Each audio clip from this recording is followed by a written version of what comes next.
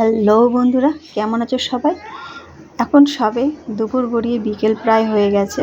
আর আমি একটুখানি ব্যালকনিতে দাঁড়িয়ে বাইরের দৃশ্য দেখছিলাম, কারণ সামনে খেলার মাঠ আর বাচ্চারা খেলছিল, খুব ভালো লাগে আমার দেখতে।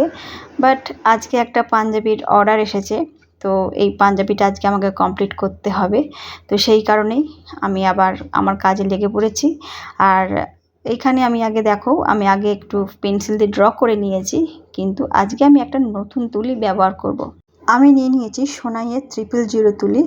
তো এই তুলিটা খুব ভালো, খুব সুন্দর, সরু, একদম কলকা করা যায়। তো তোমরা যারা ব্রাশ ব্যবহার করছো, তো সোনাইয়ের ব্রাশ একবার ব্যবহার করে দেখো, তো তোমাদেরও খুবই ভালো লাগবে কাজ করতে। আমার তো ভীষণ ভালো লাগে।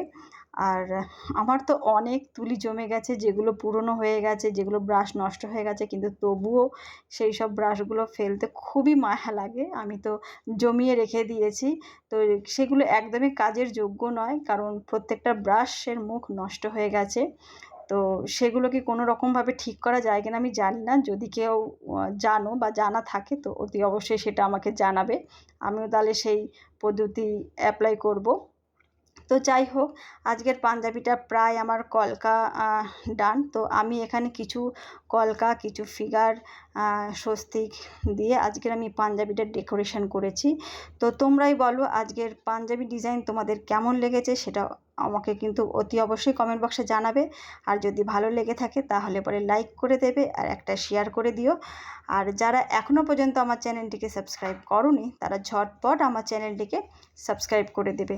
তাহলে এখনের মতো ভিডিওটি এখানে শেষ করছি। সবাই ভালো থাকবে, সুস্থ থাকবে, টাটা।